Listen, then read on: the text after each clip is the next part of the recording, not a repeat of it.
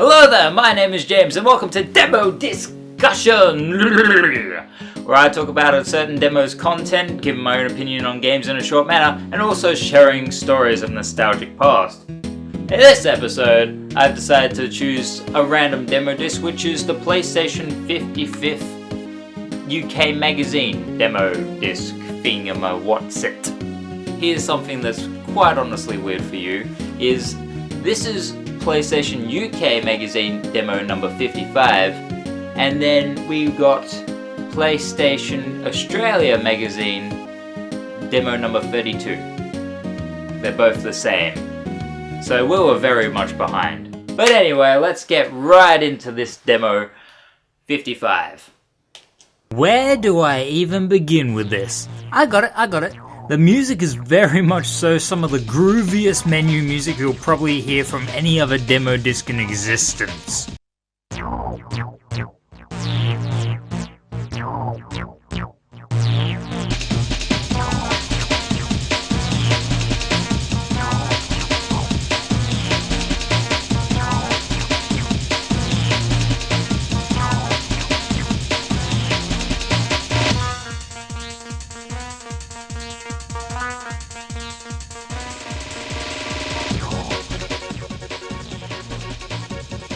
Belongs in a nightclub.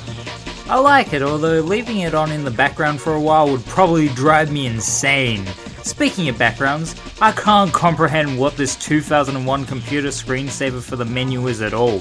Did someone in the office go, "Hey William, could you make some random animation that repeats for the next upcoming demo disc in our lineup?"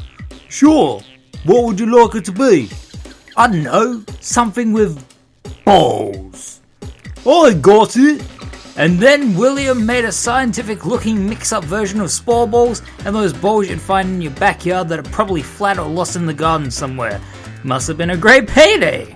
It's got a nice charm to it, if a bit migraine inducing. So let's start with Ace Combat 3. For those that have been under a dome for quite some time and don't know what Ace Combat is, it'll be really easy for me to just say the title of the first game. Air Combat. Planes, shooting and flying in the air. Oh, it comes from Namco too, for your information. So this third installment, what's it like from my perspective? It's good. Hasn't really shown its age presentation wise. I'm just in the no thanks, I'll take the fifth one, although I appreciate the previous titles for making them what they are now community. Which is probably just me. Okay, prepare for the nostalgia bells to ring in your ear. You're gonna love it. Oh, whoa, I haven't heard that in a long time. Woo! I'm getting a bit too excited. Okie dokie then, let's talk about the combat. It's alright. A bit tedious turning around to shoot one jet, nevertheless engaging to the mainstream of simulation, especially after getting the bastard. The green HUD has a lot going on with health, weaponry, altitude, height, targeting, lock-on, holy crap, just green HUD all over the place.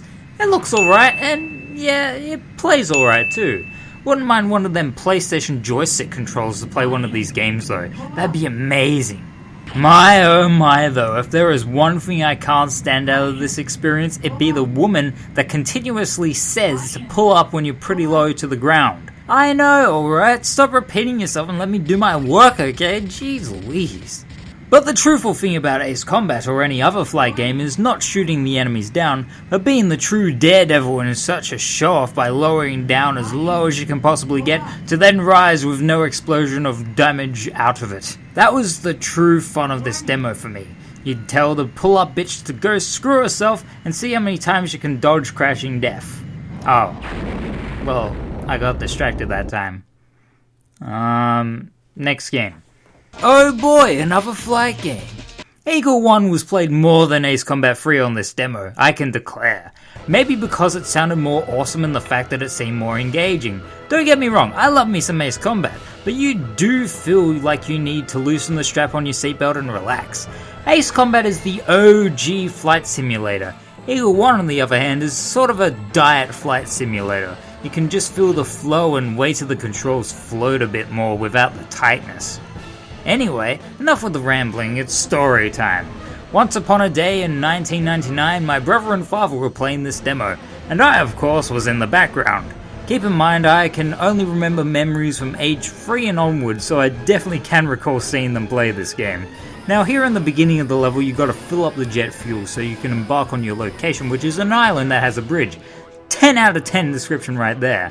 For the quick conclusion, my brother just nails this demo's level out of the park, doing all the objectives and destroying the bridge, and it was fun to watch. Playing it though was a different understanding. 2 years later, with having not much to play and me rummaging through the old demo discs of yore, I came across this demo and now I'm talking about it. And I tried out EagleOne. The easiest section in the game was to attach to the jet plane and get to the island, but me, I didn't manage it. And although you can't see it right now because I'm quite the pro at it now and couldn't be bothered failing that task, you've just got to imagine this. A young James completely alone in this barren area with just sky and water below, waiting for something to happen, waiting to get to the island with such little fuel, hearing this music that didn't help the situation. I spent 5 minutes flying around nothing, so I decided to dive into the water and I didn't die. I went through the world and into a void of nothing where the music began to stutter, random polygons appeared, and sheer darkness consumed my jet. And then I quit the game, to not play it again. And now I'm playing it again. That's alright. One of the hypest games on any demo in existence. Formula 199. I'm not kidding, folks. You'll have to stop me. Oh, wait. I don't think you need to, because the game don't bloody work. Man, what a shame. I had a massive essay to write about this game alone. It could have been its own book called The Hype is Real from Formula 199. Oh, well. Let's move over to Action Man, I guess. Hey, yo, you remember Action Man, aka Barbie for Men? They were a massive toy doll franchise by Hasbro, and it was so popular that video games and towers were processed from it. I remember collecting the Happy Meal toys and I got a scuba dive for Action Man one birthday. And that's all I was mainly fond of when it came to Action Man. If there's one thing I'd like to mention about Mission Extreme would be the fact of its lack of background music. All there is to be is silence in the wind, with the occasional quiet sound effect. I'm not sure if it's like this in the main game, but it sure is quiet. What's pretty sweet is the menu navigation. Whenever games have menus where you look around an environment amused me a lot as a kid. Enough dilly-dallying though. We've got a choice of 2 missions. A vehicle mission and a tactical combat mission. Let's play the one I always used to play, which is the infiltration mission. I'm still loving this lack of noise, by the way. And what can I say? Metal Gear. What's this about a Metal Gear? Not a clue.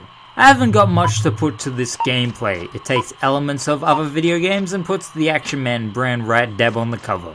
If there's one thing I can comment on, it'd be the fact that the demo is pretty boring without any track playing in the background. Or you get sound effects, the grunts of dying enemies. Actually, I'm becoming more tired just going through it all. I can't have that. I still need to play the other demos. Let's move on. Is that okay? I'm gonna say you're fine with it. Music 2000. I remember fondly of not bothering playing the entirety of this here demo. Why? Specifically on point, you make music. The demo is very limited on the instruments you can put into your piece, but there's enough to make something adequate, I say. Let's hear how horrible my tune is.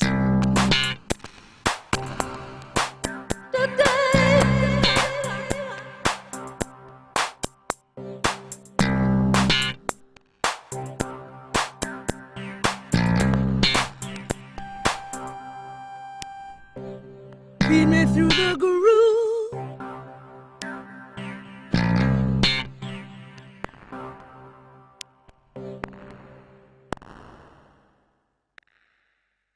I figured as much. That's not all there is. There'd be a jam session where you press all the buttons on the controller to freestyle, and if there were other controllers in the house, I would definitely recommend earmuffs. In this day and age, as I've become much more accustomed to writing musical arrangements, I wouldn't need this software. My usual way of setting out music is draw a few bar lines and make the most out of it as I play a certain instrument. It's usually guitar or any woodwind instrument, such as the clarinet. But, I love covering more than anything.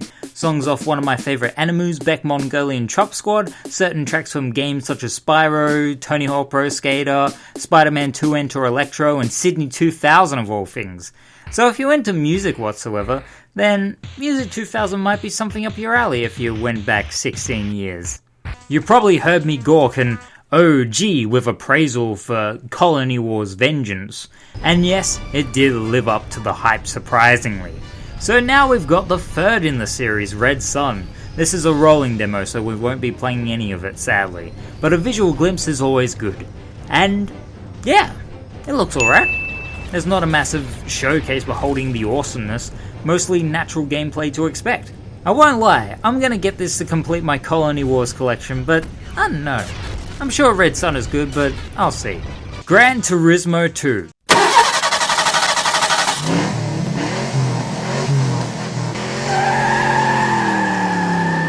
This video delivers what it needs to deliver. Awesome cars, the tracks, and yeah. I'll admit, way better than that Gran Turismo commercial like last time, but oh my god. The cutting of different shots each 2 to 5 seconds irritates the hell out of me. You don't need to be edgy and cool by doing that, just show the gameplay like you did with Colony Wars Red Sun, and people would like it. It's as if I decided to have different quick shots of me just talking in one sentence. Micromaniacs. I had a fair share of things to discuss about this game no one really remembers. I'll talk about it someday, but along with Formula 1, it doesn't work. Now, you're wondering, didn't I have both the United Kingdom and Australian copies though? And yes, you are right. The funny point to make is, they don't work on either disc. Heck, the UK version had trouble loading up music for 2000. Trust me on this, this will be a common thing to occur on nearly most of the demos I own. They're old, they've been played frequently, and hard to come across by a near perfecto condition. So I'm glad most work at all. But even if Micromaniacs doesn't work for this demo, doesn't mean it won't be on any other. Team Buddies. During childhood, I always wanted to play this game with my primary school friends. There wasn't many multiplayer games I owned where friends would race to my house to play, aside from Crash Team Racing, Wipeout, and Porsche Challenge. Most of my games were one player only, and they'd be the ones playing as I watched on the side. But you know the temptation of wanting to take the controller when your friend doesn't know what they're doing? We all identify. Apologies for sidetracking, but Team Buddies look like a fun time for friendly gatherings. I like colour in my games, and Team Buddies just oozes with it all over the place. No, I'm not going to question the different colour Tic Tac pills and tanks and whatnot. Do I? Do I really need to? There's not much to mention about Team Buddies, honestly. It looks harmless and would have been fun back in the day. Bam! I summed it up right there. Oh, and I really dig the music. And it's expensive as hell. Speaking of music, let's conclude with a jam. The YVJ music animation demo is pretty much like the VCD from Demo 1. You pop out the disc, put in a CD of your choosing, and watch the bizarre array of shapes and colours consume your TV screen. I just love to see this animation screen rocking out of my Windows 98 or at a nightclub. It'll suit either one. Shall we put on some music?